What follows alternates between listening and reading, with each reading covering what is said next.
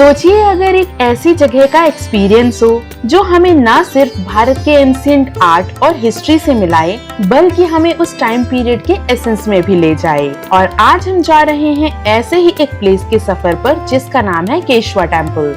ये मंदिर न सिर्फ अपने आर्किटेक्चर के लिए मशहूर है बल्कि यहाँ आके हमें भारत की रिच हिस्ट्री के बारे में भी जानने का मौका मिलता है। यूनेस्को वर्ल्ड हेरिटेज साइट का हिस्सा बन चुका ये टेम्पल भारत के कल्चरल हेरिटेज और स्पिरिचुअल लीगेसी की गहराइयों को भी शो करता है। तो चलिए बिना देरी किए चलते हैं कर्नाटका के इस अनोखे ऐतिहासिक टेम्पल के सफर पर। Hello friends, welcome back to our channel. आज हम हैं कर्नाटक के एक famous UNESCO world heritage site Keshava temple में। जी हाँ, आप जो हमारे पीछे देख रहे हैं ये सोमनाथपुर में लोकेटेड केशवा टेम्पल है और जो कि शामिल है यूनेस्को वर्ल्ड हेरिटेज साइट में। और ये मंदिर बहुत ही खूबसूरती के साथ बना हुआ है। तो चलिए आपको डिटेल इन्फॉर्मेशन देते हैं इस टेम्पल के बारे में।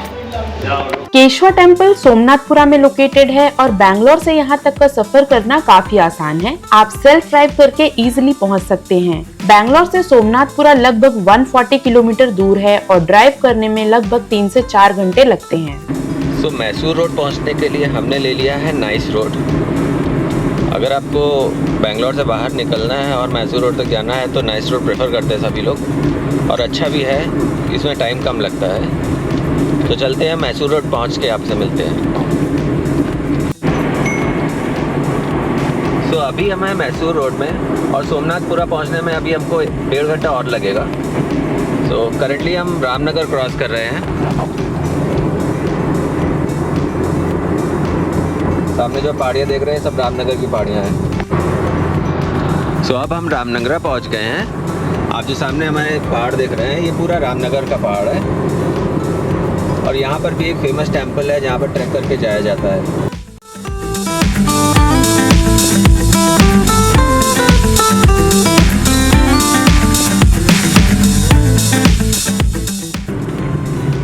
तो बस कुछ ही देर में हम अपने डेस्टिनेशन को पहुँचने वाले हैं। तो लास्ट का 20 किलोमीटर का रास्ता सिंगल वे है, आप देख सकते हैं चारों तरफ।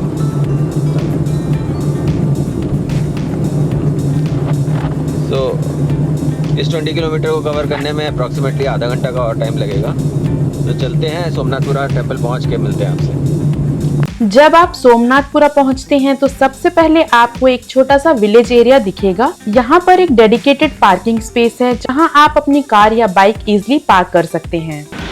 केशवा टेम्पल के प्रेमाइसेस में जब आप आते हैं तो आपको 40 रुपये पार्किंग देनी पड़ती है अगर आप गाड़ी से आ रहे हो, और बाइक की भी सेम रेट है, तो इसमें कोई वो नहीं है। अगर आप सोमनाथपुरा टेम्पल घूमने का प्लान कर रहे हैं तो यहाँ की टाइमिंग और एंट्री डिटेल्स पहले जान लेना जरूरी है। मंदिर के मेन एंट्रेंस पर ही टिकट काउंटर है, आप ऑनलाइन या ऑफलाइन टिकट बुक कर सकते हैं। ऑनलाइन बुकिंग के लिए एंट्रेंस पर ही स्कैनर दिया गया है जिसको स्कैन करके यहाँ की एंट्री टिकट बुक की जा सकती है और यहाँ की एंट्री टिकट है 20 रुपीज पर पर्सन। टाइमिंग की बात करें तो मंदिर मॉर्निंग 9 AM से लेकर इवनिंग 5:30 PM तक ओपन रहता है। और एक इम्पोर्टेंट बात, ये टेम्पल मंडे को क्लोज रहता है, तो अपनी ट्रिप अकॉर्डिंगली प्लान करें। टेम्पल के अंदर एक ब्यूटीफुल वेल मेंटेन गार्डन है जो इस टेम्पल के एटमॉस्फेयर को और भी अच्छा बनाता है।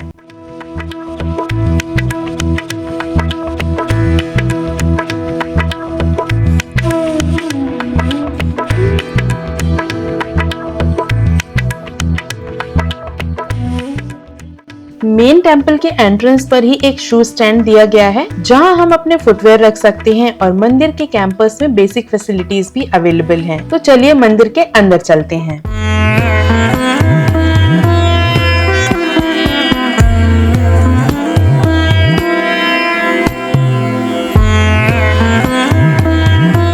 ये टेम्पल एक स्टार शेप्ड प्लेटफॉर्म पर बना है जो अपने इंट्रिकेट कार्विंग्स और आर्किटेक्चर के लिए वर्ल्ड फेमस है। केशवा टेम्पल होयसाला डायनेस्टी के सबसे बेहतरीन एग्जाम्पल्स में से एक है और यूनेस्को वर्ल्ड हेरिटेज साइट के अंडर प्रोटेक्टेड है।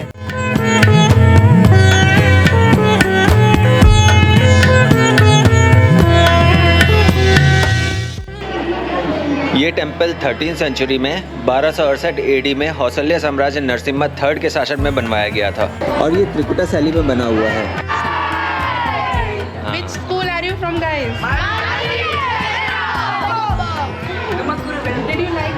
ब्लॉगिंग करते समय आपको यहाँ पे कुछ स्कूल के स्टूडेंट्स दिख गए हैं जो कि टुमकुर में लोकेटेड हैं।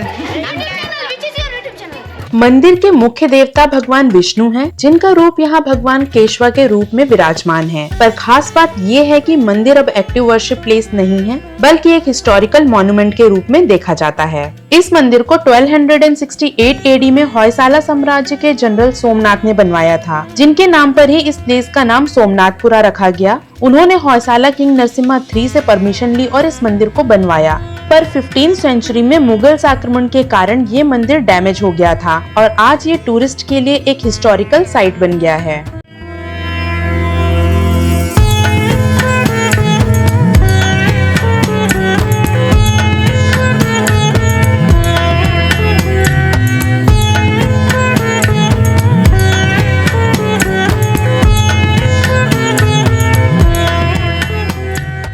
इस मंदिर की सबसे खूबसूरत बात है इसका आर्किटेक्चर। मंदिर एक त्रिकुटा टेम्पल है जिसमें 3 प्रमुख गोपुरम हैं, जो भगवान विष्णु के रूप केशवा, वेणुगोपाल और जनार्दन को समर्पित हैं।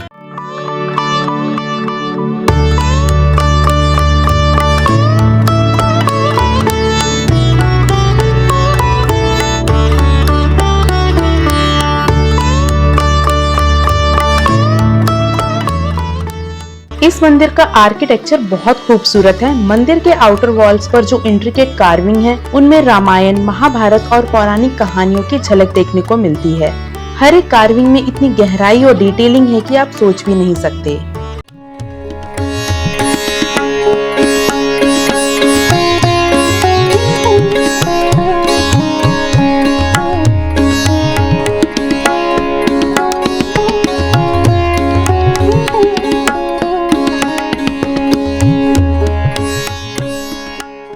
ये देखिए कितना इंट्रिकेट कार्विंग अच्छे से की गई है कि बिल्कुल स्ट्रेट लाइनिंग में आपको पूरा एरिया दिखता है। इस टेंपल का जो आप गोपुरम देख रहे हैं टॉप में, यह कौशल्या शिल्पकला का एक अद्भुत नमूना है। इसमें आप अगर देखेंगे तो आपको लोटस का शेप दिखाई देता है और आप ये पिलर्स को देख सकते हैं कितने अच्छे से कार्व किया गया हुआ है। अगर आप ये देखेंगे तो ये एक लाइमस्टोन है।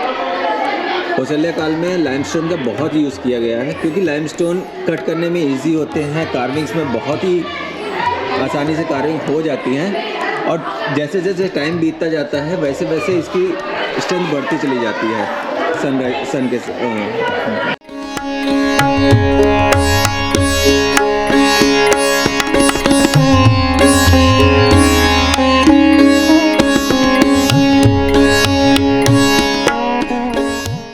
अगर आप टेंपल की कार्विंग में जाएंगे तो आप देखेंगे इसके सबसे नीचे की रोज में एलिफेंट बने हुए हैं, इसके ऊपर हॉर्सेस हैं, देख रहे हैं। देन ये पूरी कार्विंग्स की गई है रंगोली डिजाइन में। एंड उसके बाद फिर यहाँ पे भगवान की मूर्तियाँ बनी हुई हैं।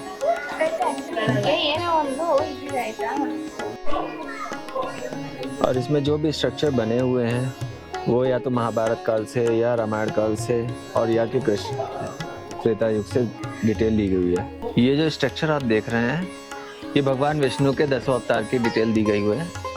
आप ये जो स्ट्रक्चर देख रहे हैं भगवान विष्णु का मत्स्य अवतार है। आप देख सकते हैं फेस जैसा फेस बना हुआ है। अगर आप आगे आएंगे तो ये उनका वारा अवतार है।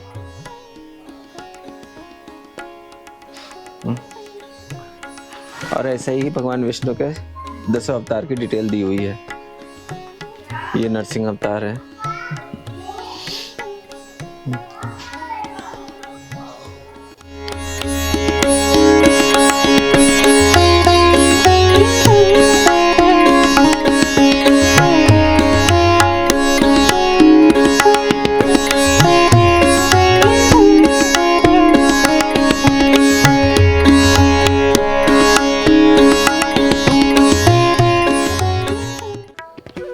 जैसा कि मैंने आपको बताया था कि ये टेंपल स्टार शेप प्लेटफॉर्म पर बना हुआ है। आप देख सकते हैं स्टार के कॉर्नर्स आपको यहाँ पे दिखाई देंगे और सारे कॉर्नर्स पे आपको एलिफेंट का स्ट्रक्चर दिखाई देगा जो कि इसको होल्ड करे हुए है। और टेंपल में से वाटर को एग्जिट करने के लिए ये स्ट्रक्चर बनाया जाता है के अंदर मूर्तियाँ वॉश भी होती हैं तो पानी यहाँ से एग्जिट होता है।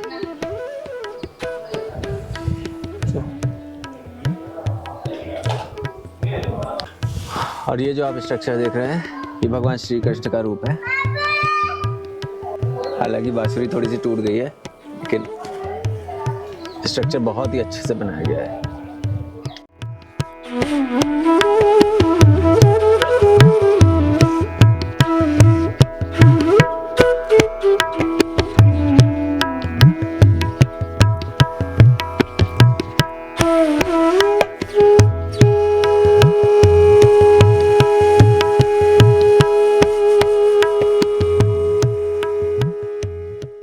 अब चलते हैं मंदिर के अंदर और आपको मंदिर के अंदर की भी डिटेल्स देते हैं।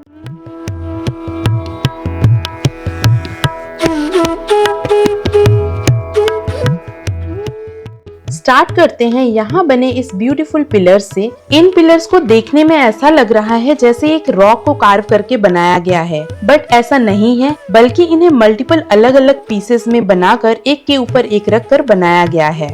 इस मंदिर में बने ये पिलर्स बहुत यूनिक हैं और हर एक पिलर अपनी एक अलग डिजाइन और कार्विंग के साथ बना है जो हर एक कॉर्नर से अलग नजर आता है।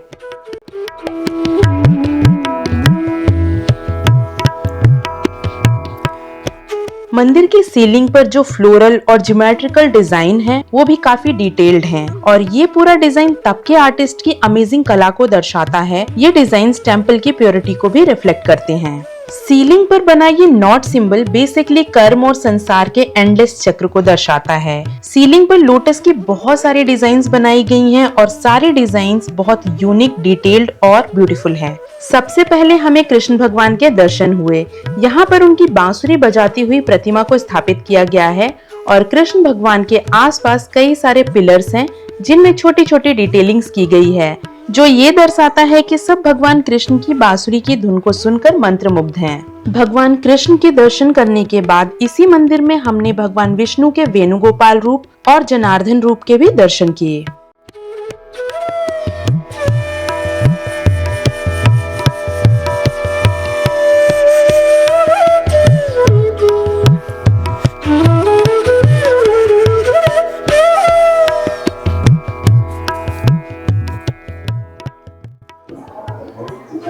इस स्ट्रक्चर में जो आप कार्विंग देख रहे हैं ये कृष्णा के डांसिंग रूप की है।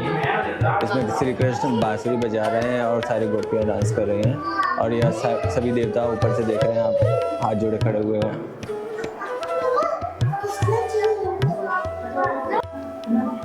और ऊपर लोटस के स्टाइल की डिजाइन बनी हुई है। और अगर आप ऊपर नक्काशी देखेंगे तो ये बिल्कुल लोटस के शेप की बनाई गई है। इसमें 9 डिफरेंट टाइप ऑफ लोटस है।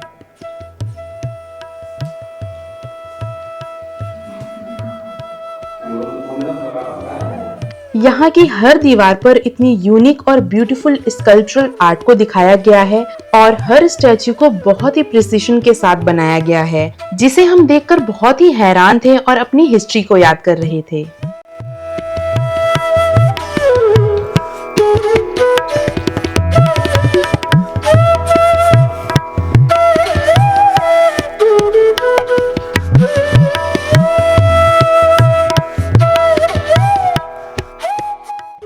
अगर आप यहाँ आने का प्लान कर रहे हैं तो बेस्ट टाइम टू विजिट है अक्टूबर से मार्च, क्योंकि मार्च के बाद यहाँ काफी गर्मी हो सकती है। हमारा यहाँ का एक्सपीरियंस काफी अच्छा था। अगर आप हिस्ट्री और आर्किटेक्चर में इंटरेस्ट रखते हैं तो ये प्लेस आपके लिए बेस्ट है। और हाँ, एक बहुत ही इम्पोर्टेंट बात, यहाँ पर आसपास खाने का ऑप्शन बहुत कम है। तो अगर आप यहाँ पर आ रहे हैं तो आप मैसूर में खा सकते हैं या मैसूर रोड में खा सकते हैं। और अगर आपको और आना ही है तो आप वहाँ से पैक करा के ला सकते हैं और यहाँ पर खाना एंजॉय कर सकते हैं, क्योंकि यहाँ पर आसपास खाने का ऑप्शन बहुत ही कम है।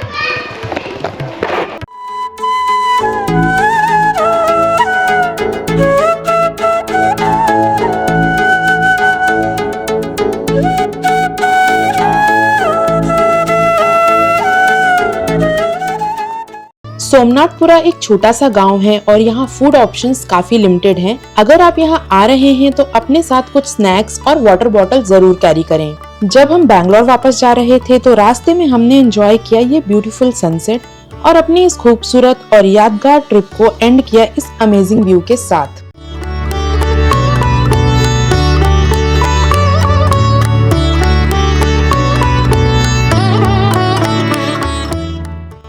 तो दोस्तों ये थी टेंपल के बारे में कंप्लीट इन्फॉर्मेशन। अगर आपको हमारा ये वीडियो अच्छा लगा हो तो please do like, share and comment, और हाँ, सब्सक्राइब जरूर कीजिएगा for more interesting travel videos. तो मिलते हैं नेक्स्ट ब्लॉग में। Thank you.